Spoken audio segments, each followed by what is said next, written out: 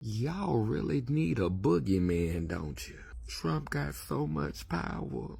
If he had that much power, he wouldn't have had to run for president to keep from going to jail.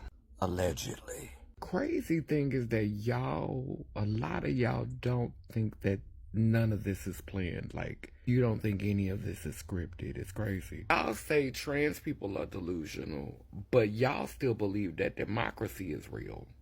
So you want me to believe that for the last several decades, y'all have been getting out here voting for us to be dependent on China for goods and resources that we need to sustain ourselves? Y'all never had a choice in that. The billionaire conglomerates, they was the ones who decided to outsource to China.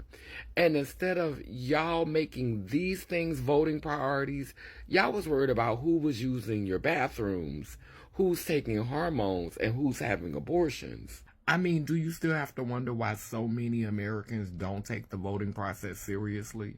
I'm so sick of hearing you sheep say, this is what y'all voted for, this is what y'all wanted. I didn't vote for either one of them. Poor people, working class people, people with a regular vote, not an electoral college vote, they didn't have enough power to get Trump elected. Trump was elected by billionaires, conglomerates, corporations, and institutions, constantly shoving him in our face. It takes resources to plan assassination attempts and make a billionaire look like the underdog, make a member of the 1% look like the victim in office, allegedly. Their overwhelming endorsement is pretty much what it was given right here. Come on. Come on. You gonna eat this? I don't care how much power the president got. If he was doing anything that they didn't want him doing, by they, I mean the ones who are really in power, the ones who are pulling the strings, you better believe he wouldn't be doing it anymore. These tariffs and everything that's going on, this was a part of the plan, and they knew it when they all showed up on the day that he was inaugurated. I don't even know if them billionaires is upset about the billions that they've lost since he been in office. They probably look at that as trimming the fat. Because sometimes you gotta lose a battle to win a war. It's nothing but worker bees and sheep that's upset.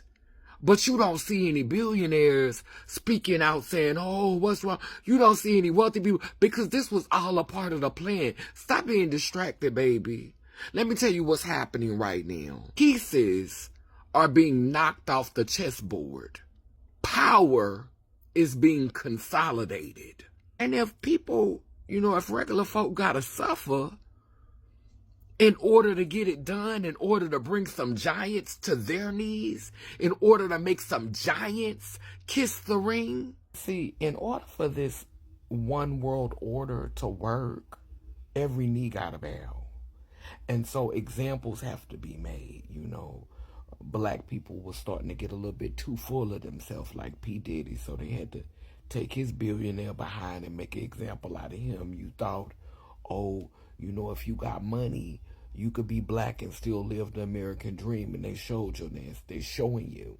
And girl, I guess the women had got too full of themselves, girl. They had done played Beyonce, Who Run the World, one too many times, girl. And the oligarchy said, I could tell you who won't be running America. Kamala. And then you have these white-owned corporations that feel like, hey, America was made for us. Our white privilege is white privileging. And it's not white privileging. Because if you don't get in line, you're going to find out your white privilege been an illusion the whole time. It's been a white prison. How we going to set this to rights? It's not about the field Negro or the house Negro. That's a low-hanging fruit. They're going to put out some rage bait or some false propaganda and let y'all argue amongst yourselves. Pick each other off. It's about the massa of that plantation. That massa need to bow to the Lord. Do you hear me? The lord of this here plantation, the lords, the oligarchs, every massa on each plantation need to step up, kiss the ring, bow, or rot in poverty with the rest of the commoners. Trump is an instrument. He's a weapon. He's a weapon of mass destruction. So, sheepo, listen up. Let's expand. Let's play the whole tape. This mess bigger than Donald Trump. The fact that one person can get into an office and create this much chaos within their first 100 days in office shows you that we was hanging on by a wing and a prayer already. You thought putting ovaries in the Oval Office was gonna save the day by making Kamala Captain save a hoe. It's given if narcissism was a nation. Around here calling ourselves the greatest nation on earth. If I'm being honest, I think most wealthy people could give a rat's ass about the working class and poor people. I mean, they care about you in the way that a master cares about a slave.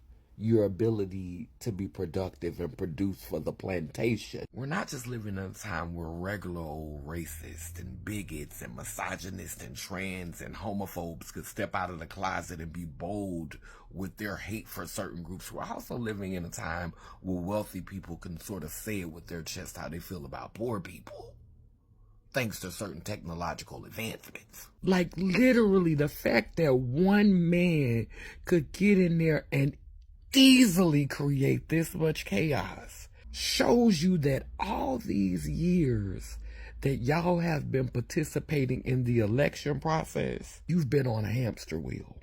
At this point, it's given the government ain't your friend.